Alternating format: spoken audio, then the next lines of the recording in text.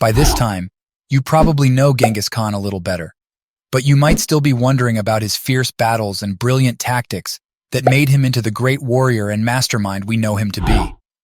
So in this video, we'll take you through the early period of Genghis Khan's remarkable victories, conquests, and warfare. Welcome to our channel. For this video, we'll do an interesting discussion on Genghis Khan as he started his epic journey as the founder of the Mongol Empire.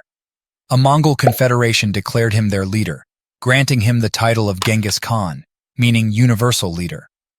At this point, the goal is to merge the existing power base with the traditional Mongol expertise in horsemanship and archery, with the ultimate objective of establishing an empire capable of conquering China, the wealthiest state in Asia at the time.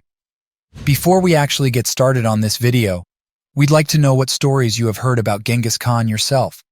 Comment on them down below, and as you watch this video, see for yourself if those stories were actually true. The Mongols, now united, possess several advantages over their larger and more powerful neighboring states. Their expertise in archery, utilizing far-shooting composite bows, and their incredible endurance as tough soldiers capable of riding for days with minimal provisions, set them apart. Their sturdy yet agile horses were formidable weapons and could withstand harsh climates. The Mongols boasted both light and heavy cavalry, with each rider typically having numerous spare horses, granting them exceptional maneuverability. Additionally, they were open to adopting enemy tactics and technology, incorporating siege warfare, gunpowder missiles, and catapults into their arsenal. The Mongols' ability to assimilate the skills and innovations of various nations became a strength, as the Khan's ministers and commanders hailed from diverse backgrounds. Exploiting internal divisions within their enemies and manipulating old rivalries to weaken alliances was another advantage. This valuable information was often obtained through spies and merchants. Furthermore, the motivation for Mongol warfare was driven by the pursuit of plunder.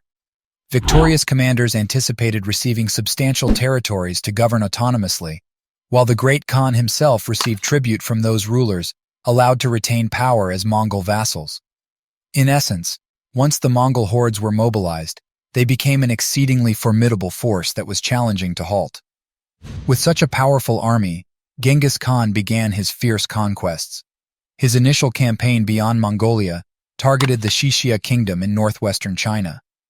Through a series of raids, the Mongols launched a major offensive in 1209 that brought them to the outskirts of Yinchuan, the Xixia capital. Distinguished from other armies, the Mongols traveled without a conventional supply train, relying solely on a large reserve of horses. Their army primarily consisted of highly skilled cavalrymen, proficient in riding, and deadly with bows and arrows. At Yinchuan, the Mongols employed one of their signature tactics, a deceptive retreat, followed by a siege. Although their attempt to flood the city was unsuccessful, the Xixia ruler surrendered and presented tribute. The Mongols subsequently targeted the Jin dynasty of northern China, whose ruler had mistakenly demanded Genghis Khan's submission. From 1211 to 1214, despite being outnumbered, the Mongols wreaked havoc in the countryside, causing an influx of refugees into the cities. Food shortages became a pressing issue, leading the Jin army to kill a significant number of their own peasants. In 1214, the Mongols laid siege to the capital, Zhongdu, now Beijing, and the Jin ruler agreed to relinquish substantial quantities of silk, silver, gold, and horses.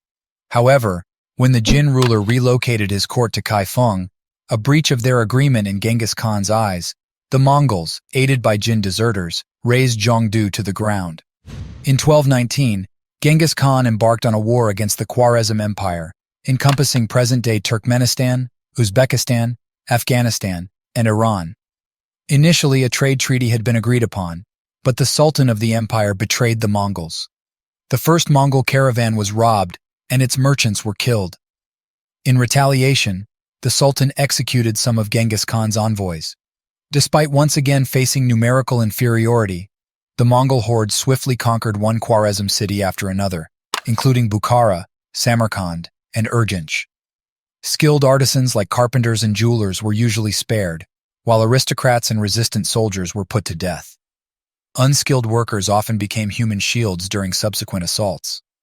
The exact death toll during Genghis Khan's wars remains uncertain, partly due to the Mongols deliberately cultivating a fearsome reputation to spread terror. Genghis Khan and his army definitely took on savagely fierce and violent fights, and his success was just getting started. Before we continue, make sure you like our video, subscribe to our channel, and hit the notification bell. Now let's continue. In the following decade, the Mongols continued their onslaught on China, resulting in the destruction of approximately 90 cities in 1212 to 1213 alone. Throughout their conquests, many discontented or captured Chinese and Khitan soldiers, steppe nomads who once ruled northern China and Manchuria, were incorporated into the Mongol army. In 1215, the Song dynasty launched a failed counterattack into Mongol territory, leading to the capture of Chinese general Peng Yi-pin. Another Chinese general suffered the same fate in 1217. Beijing was seized in 1215, and the city burned for an entire month. Even Korea was not spared from the Mongols' attention, as they pursued fleeing Khitans in 1216, and a Korean army supported the Mongols in battles against the Khitans in 1219. After a period of relative stability, the Mongols resumed their military campaigns, launching attacks on Korea in 1232 and 1235, and on China in 1234, ultimately leading to the collapse of the Jin state.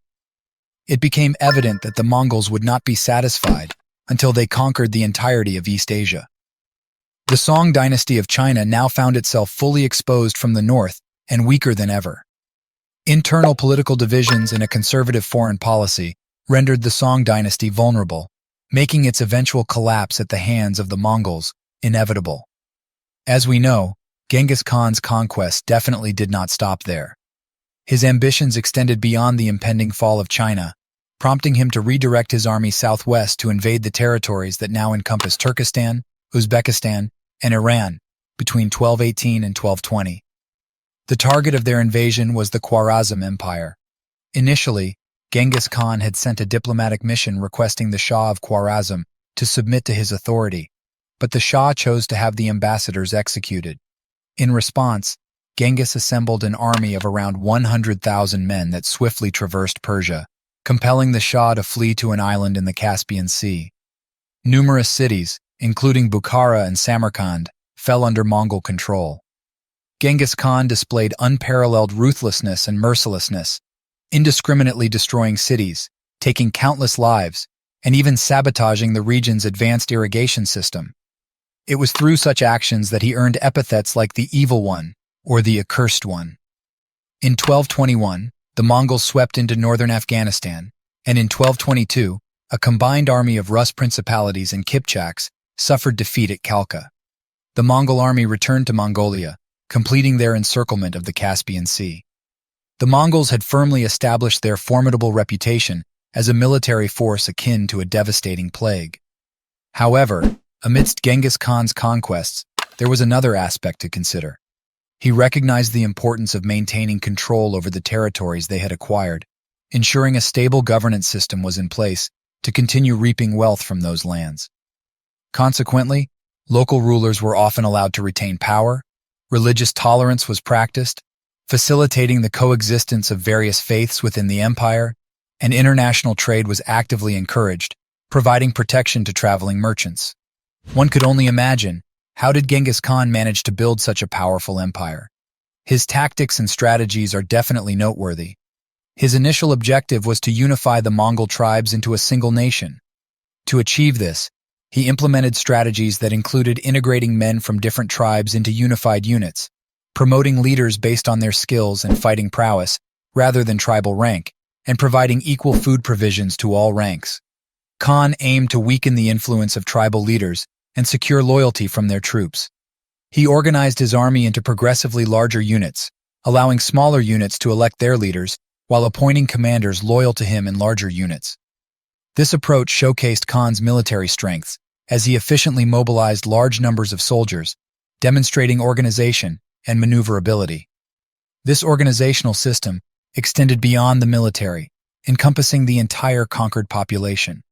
Soldiers and their families were aligned within the same divisions, fostering loyalty. Khan prioritized ability over nobility when assigning responsibility and command, allowing individuals from humble backgrounds to achieve rank and respect. Loyalty to Khan was paramount, as his trusted inner circle of commanders and companions never betrayed him. Weapons and horses played a crucial role in Genghis Khan's military strategy. Mongols, accustomed to using bows and arrows in their daily lives, adapted these tools for battle. They employed lighter arrows for long-range strikes and heavy iron-tipped arrows for close combat. Skilled archers on horseback could engage enemies from distances of 600 to 900 feet. Mongol warriors also wielded lances with sharp points and hooks, designed to dismount opponents. Their armor, consisting of thick leather and helmets made of leather and metal, provided substantial protection. Mongols excelled in horsemanship and equipped their steeds with high-quality gear, including comfortable leather saddles and stirrups for improved shooting control. Additional horses allowed riders to swap tired mounts, enhancing mobility and speed. These practices and well-equipped armies gave the Mongols a significant advantage in battles, covering longer distances and exhibiting greater agility. As a strategist, Genghis Khan employed various tactics and espionage to instill fear in his enemies before engaging in battle. Advanced spies infiltrated enemy villages to gather intelligence on army size, weaponry, and city layouts. They also disseminated false information, exaggerating the size of Khan's forces to intimidate opponents. Khan strategically positioned his armies in a wide front, creating the illusion of a larger force. By leveraging intelligence gathered through these means, Genghis Khan meticulously planned his attacks. Genghis Khan exhibited remarkable intelligence as a ruler. He implemented effective strategies to unify the Mongol tribes and create a cohesive nation. Khan prioritized loyalty and ability over nobility, rewarding individuals based on their merits rather than their social status. His organizational skills were evident in the efficient structure of his armies and the integration of conquered populations. Genghis Khan's sharp decision-making and far-sighted policies played a crucial role in the success and longevity of the Mongol Empire. What was the most striking thing about Genghis Khan that you learned in this video? Share your comments below. If you enjoyed this video, please don't forget to give it a like, subscribe to our channel, and turn on the notification bell. Thanks for watching.